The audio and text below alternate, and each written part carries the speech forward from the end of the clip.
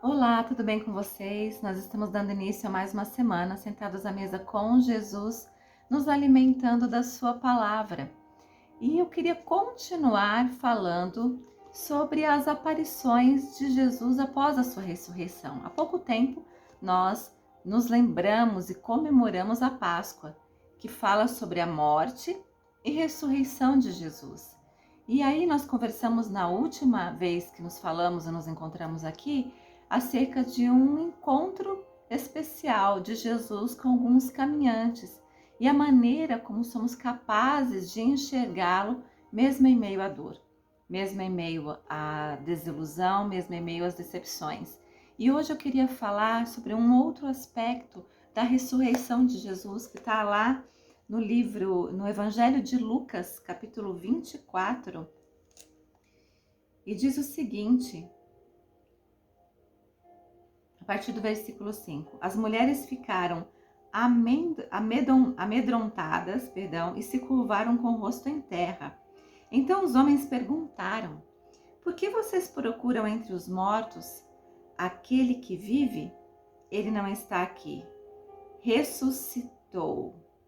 Lembre-se do que ele lhes disse na Galileia: é necessário que o Filho do Homem seja traído e entregue das mãos de pecadores, seja crucificado e ressuscite no terceiro dia.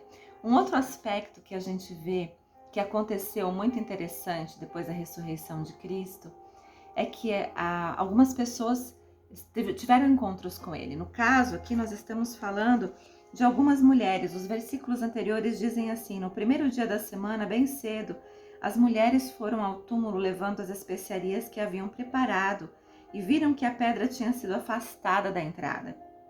Quando entraram no túmulo, não encontraram o corpo do Senhor Jesus. Enquanto estavam ali perplexas, dois homens apareceram vestidos com mantos resplandecentes. E aí questionaram elas: por que vocês procuram entre os mortos aquele que vive? Você acredita em promessas? Você acredita quando as pessoas dizem que vão fazer alguma coisa, você acredita que elas irão mesmo fazer? Talvez você vai responder para mim, Alessandra: algumas pessoas eu acredito, outras não.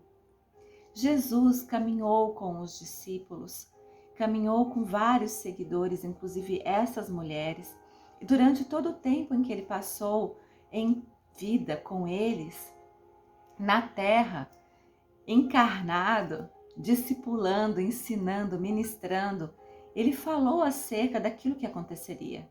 Ele disse para eles: é necessário que o Filho do Homem seja traído, o que aconteceu, e entregue nas mãos dos pecadores, o que aconteceu, seja crucificado, o que já havia acontecido, e a única coisa da fala de Jesus que ainda faltava era ressuscitar no terceiro dia.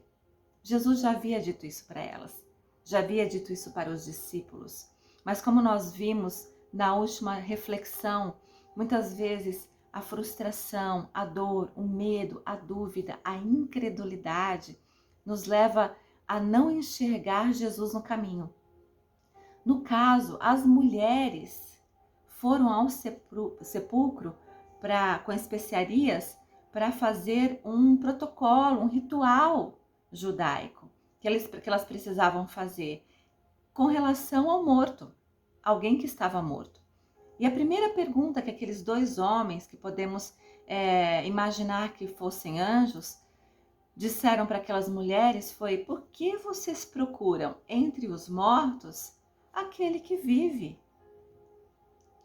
Por que ele perguntou isso para elas? Afinal de contas, Jesus havia sido morto na cruz do Calvário, havia sido colocado dentro daquela gruta, a pedra tinha sido rolada e tampado aquele espaço onde Jesus estava, e aquelas mulheres estavam ali indo cumprir um ritual religioso, com aromas e especiarias para o corpo de alguém que morreu. O problema é que Jesus havia dito que ressuscitaria. Elas já sabiam dessa verdade. Então a pergunta daqueles homens para aquelas mulheres é uma pergunta que fica para nós hoje. Por que vocês procuram entre os mortos aquele que vive. Nós cremos na promessa de Deus para nós. Talvez a gente confie em algumas promessas, em outras não, de pessoas com as quais nós nos relacionamos, por causa do caráter dessas pessoas, por causa da personalidade daquelas pessoas, por causa do histórico dessas pessoas. Mas Jesus cumpriu tudo que havia sido dito a seu respeito. Cada palavra, cada profecia se cumpriu em Cristo Jesus. Cada profecia sobre um Messias que viria se cumpriu na pessoa de Cristo Jesus. E se ele disse que seria traído, e foi. E se ele disse que seria entregue nas mãos de pecadores, e foi. Se ele disse que seria morto, e foi, por que ele não ressuscitaria? Porque que a única palavra de tudo aquilo que Jesus disse não se cumpriria. Jesus ressuscitou. E aí fica para nós. Nós acreditamos nas promessas de Deus para nós? Acreditamos naquilo que o Senhor planejou acerca das nossas vidas? Ou estamos procurando entre os mortos aquele que vive? Estamos procurando no meio da frustração, procurando no meio da dor, procurando no meio do problema, quando na verdade Jesus é a vida, Ele é a alegria, Ele é a salvação, Ele é a restauração e Ele está vivo? Eu não sei quais promessas você tem de Deus para você. A palavra de Deus está recheada de promessas a nosso respeito. Eis que estarei convosco todos os dias até a consumação dos séculos. Não temais, no mundo tereis aflições, mas tende bom ânimo, eu venci o mundo. Eu é que sei que pensamentos tenho a vosso respeito, diz o Senhor, pensamentos de paz e não de mal, para vos dar uma esperança e um futuro. Entre outras palavras e promessas de Deus acerca das nossas vidas, mas muitas vezes, envoltos na tristeza do momento que nós estamos vivendo, nós não conseguimos acreditar nem nos lembrar das promessas que Deus tem para nós. Jesus prometeu que ressuscitaria e Ele ressuscitou. E Ele prometeu que um dia voltará. Eu creio, Ele voltará. E enquanto Ele não volta, você acredita nas promessas de Deus para a sua vida? Você está se deixando envolver pela tristeza, pelo medo, pela dúvida e pela dor? Ou você crê que Deus vai cumprir cada uma das promessas que Ele tem para você? Eu queria te fazer um convite a um exercício. Lembre-se das promessas de Deus para a sua vida. Lembre-se daquilo que Deus disse que faria e que você ainda não viu cumprir. Se você não tem uma ideia de nenhuma promessa de Deus para a sua vida, eu convido você a ler textos da palavra do Senhor, e se quiser até pode me procurar, que eu posso indicar textos da palavra do Senhor, como esses que eu citei aqui, que falam acerca da sua vida, de promessas que Deus tem para você. E aí eu queria te convidar a exercitar a credulidade, a confiança e a esperança em acreditar que aquilo que Deus prometeu se cumprirá. Vamos orar?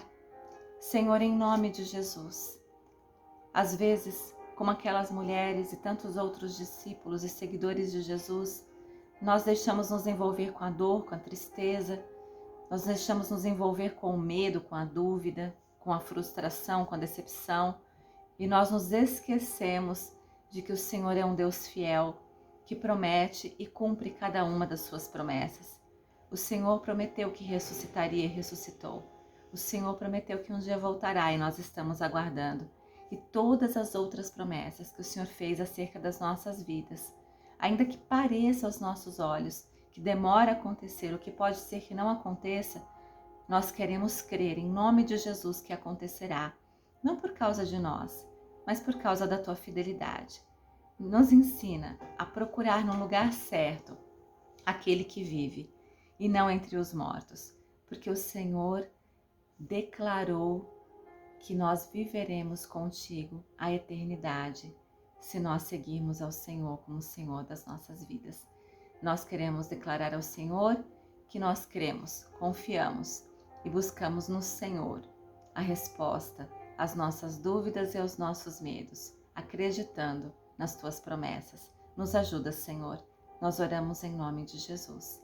Que Deus abençoe sua semana, que ela seja uma semana abençoada e que você possa lembrar-se das promessas de Deus para sua vida. Faça esse exercício. Lembre-se das promessas de Deus para sua vida. Anote e faça um exercício de fé, de confiança, de esperança e de perseverança em acreditar que Ele irá cumprir, em nome de Jesus. Nós nos vemos na semana que vem, para mais uma vez sentados à mesa com Jesus, nos alimentarmos da sua palavra. Deus te abençoe. Tchau!